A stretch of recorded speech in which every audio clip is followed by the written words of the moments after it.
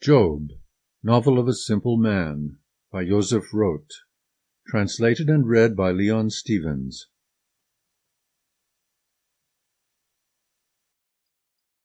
Part 1.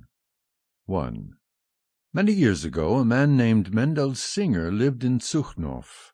He was pious, God-fearing, and ordinary, altogether an everyday Jew. He followed the modest profession of teacher. In his house, which consisted only of an oversized kitchen, he imparted biblical knowledge to children. He instructed with honest enthusiasm and without spectacular success. Hundreds of thousands before him had lived and taught like he. His pallid face was as unremarkable as his nature. It was circumscribed by a full, plain black beard. The beard hid his mouth. His eyes were big, black, lethargic, and half-veiled by heavy lids.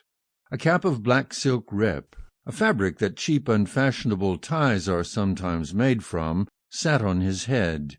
His body filled a calf-length Jewish kaftan customary in the region, whose skirts flapped as Mendel Singer hurried along the street and knocked against the tops of his high leather boots with the sharp, regular sound of beating wings.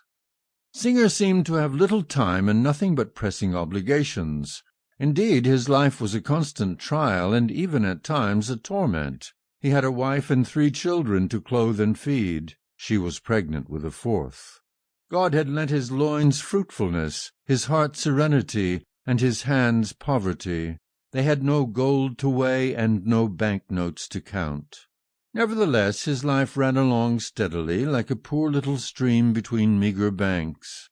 Every morning Mendel thanked God for his sleep, for his waking, and the dawning day.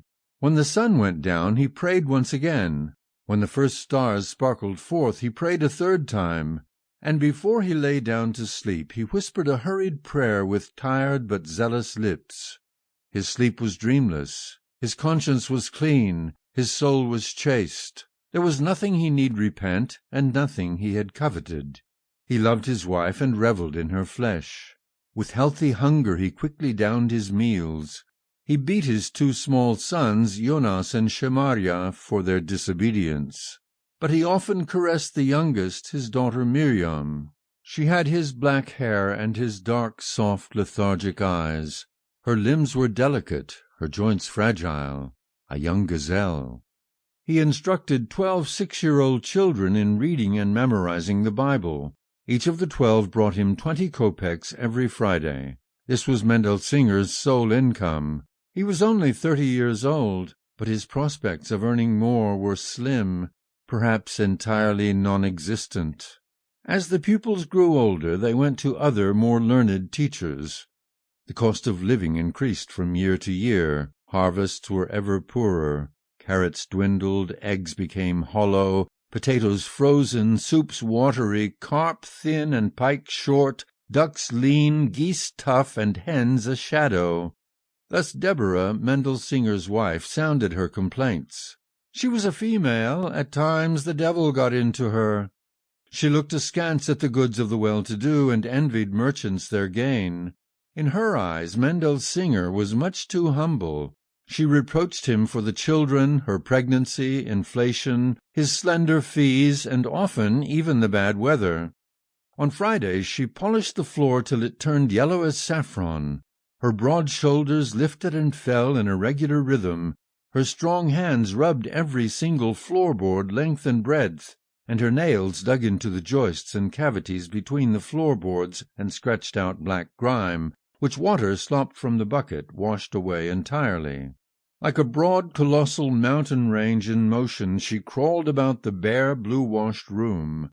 Outside the door she aired the furniture, the brown wooden bed, the straw mattresses, a brightly planed table, 2 long, narrow benches, horizontal planks each nailed fast to 2 vertical. As soon as twilight breathed at the window, Deborah lit candles in nickel-silver holders, clapped her hands before her face, and prayed. Her husband came home in silky black. The floor beamed up at him, yellow as a molten sun. His face gleamed whiter than usual. His beard as well took on a deeper black than on weekdays. He sat down, sang a little song, then parents and children slurped the hot soup, smiled. Sample complete. Ready to continue?